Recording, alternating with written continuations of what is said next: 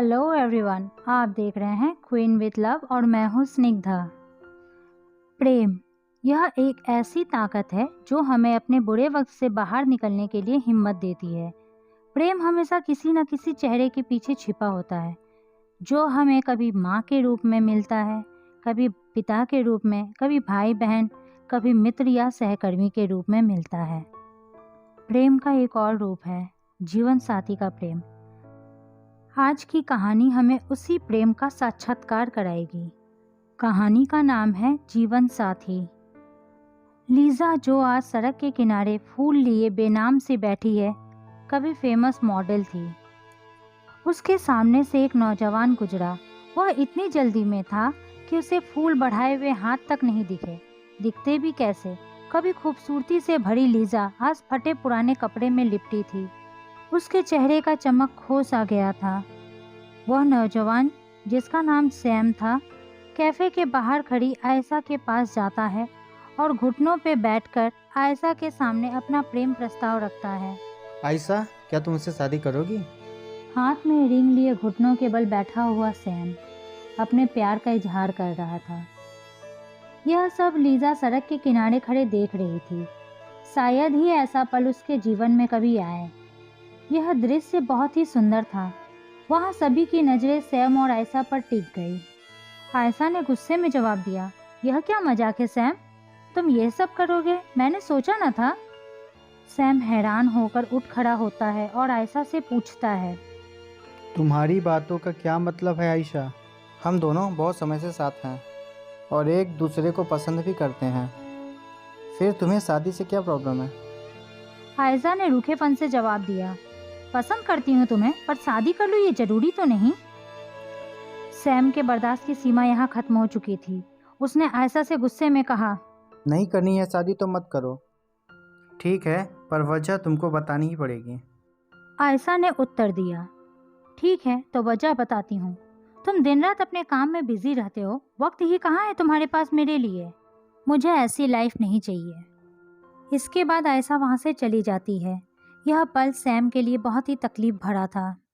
Sam वहाँ से जाने लगा। लीजा ये सब देख रही थी। रिजेक्ट होने का दर्द क्या होता है शायद वो समझती थी।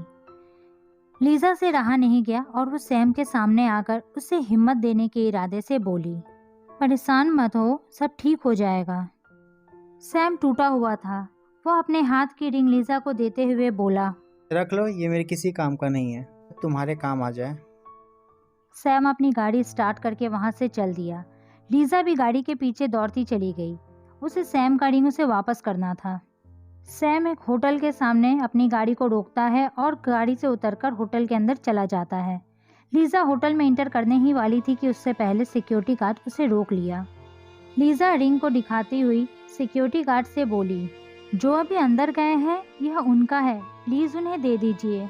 सिक्योरिटी गार्ड गुस्से में लीजा का इंसल्ट करते हुए बोला, तुम्हारे हाथों का छुआ यहाँ कोई नहीं लेगा, जाओ यहाँ से। तभी सैम एक बॉक्स लिए बाहर आता है। लीजा उसे रोकती हुई बोलती है, तुम्हारा रिंग। सैम उसे मुड़कर देखता है और बोलता है, मैंने कहा ना, मुझे इसकी ज़रूरत नहीं है, बिल्कुल इन सामानों की तरह। बॉक्स में लड़कियों के कुछ कपड़े और कुछ सजने के सामान थे। जरूर ये आयशा के रहे होंगे। सैम की बातों को सुनकर लीजा को गुस्सा आ गया, जैसे किसी ने उसके पुराने चोट को फिर से ताजा कर दिया हो। उसने सैम से कहा, इतनी जल्दी हार मान ली तुमने?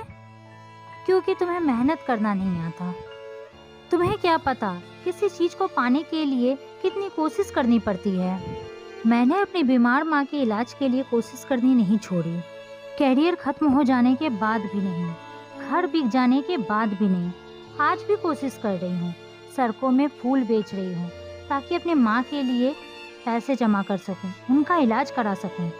भूखी हूँ पर हार नहीं मानने वाली। यह लो तुम्हारी रिंग, अब चाहे इसे फेंको इन सामानों के साथ या कुछ भी करो। यह कहकर लीजा वहाँ से जाने लगी। पहली बार सैम को किसी ने सच दिखाया था। पता नहीं क्यों, पर उसने मुस्कुराते हुए लीजा से पूछा, तुम्हें बुरा न लगे तो मैं तुम्हारे लिए लंच खरीद दूँ? लीजा ने हाँ कर दी। सैम उसे उसी कैफे में ले गया। लीजा बाहर खड़ी रही और सैम उसके लिए खाना लेने अंदर चला गया। बाहर आकर सैम लीजा से कहता है, तुम्हारी पसंद तो मुझे पता नहीं, मुझे जो ठीक लगा मैं लेके आया। लीजा खाना खाते हुए बोली, यह बहुत ही स्वादिष्ट है। तभी कैफे के बाहर एक गाड़ी रुकी। उस गाड़ी से एक बूढ़ा आदमी और आयशा निकली। सैम और लीजा ने उन्हें देखा। फिर सैम ने कहा, यह मेरा बॉस है, इसके लिए लीजा ने मुझे रिजेक्ट किया। सैम को अब और भी ज़्यादा बुरा लग रहा था। लीजा ने सैम से कहा, तुम्हें नहीं लगता उसे सबक सिखाना चाहिए? सैम ने जवाब दिया, मैं कर ही क्या सकता हूँ। लीजा कहती है, अगर तुम चाहो तो मैं तुम्हारी मदद कर सकती हूँ। हाँ बताओ, क्या आइडिया है। लीजा कहती है, मुझे बस तुम्हारे गर्लफ्रेंड के सामान और कपड़े की ज़रूरत है, और हाँ, मैं नहाना चाहूँगी। थोड़ी देर बाद सैम के सामने लीजा आई। वह इतनी सुंदर लग रही थी कि कुछ देर के लिए सैम उसे देखता ही रह गया। फिर उसने कहा, यकीन नहीं होता तुम वही हो जिससे मैं सुबह मिला था। फिर वो दोनों वहीं जाते हैं जहां आयशा सैम के बॉस के साथ गई थी। दोनों उनके सामने से ऐसे निकले जैसे उन्हें देखा ही ना हो। सैम का बॉस उसे पहचान लिया और उसे रोककर अपने पास बुलाया। यहाँ कहाँ अपने वक्तों को बर्बाद कर रहे हो? तुम्हारा प्रोजेक्ट तुमने खत्म किया, कल सुबह ही तो तुम्हें सबमिट करना है। ऑफिस की बातें ऑफिस में छोड़ दीजिए, वरना हमारी पार्टनर बोर हो जाएंगे। आयशा सैम को किसी और के साथ देखकर हैरान रह गई। सैम लीजा के साथ डांस फ्लोर पर चला जाता है और दोनों ही डांस करने लगते हैं। उन्हें देखकर कोई अंदाजा नहीं लगा सकता कि वो दोनों सुबह ही पहली बार मिले थे।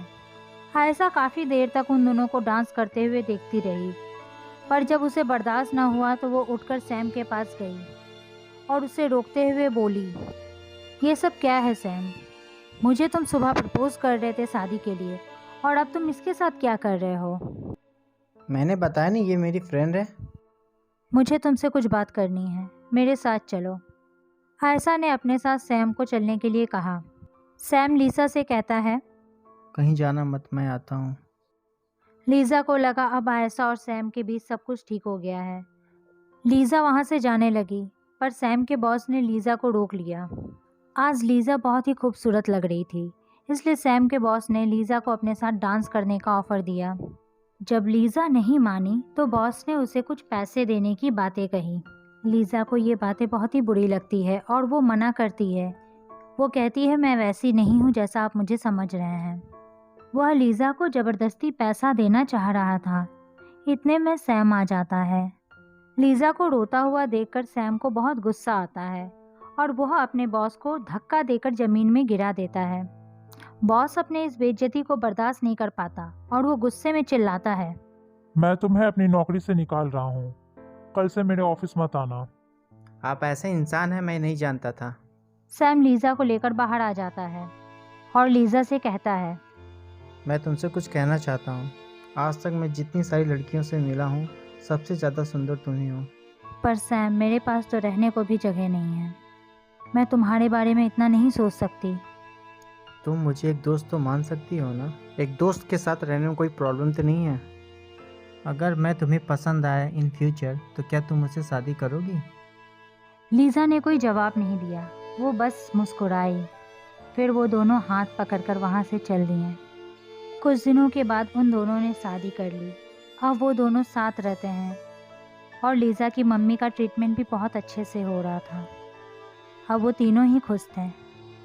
अगर आपको हमारी कहानी पसंद आई तो वीडियो को लाइक करें और ऐसी कहानी के लिए हमारा चैनल सब्सक्राइब करना ना भूलें।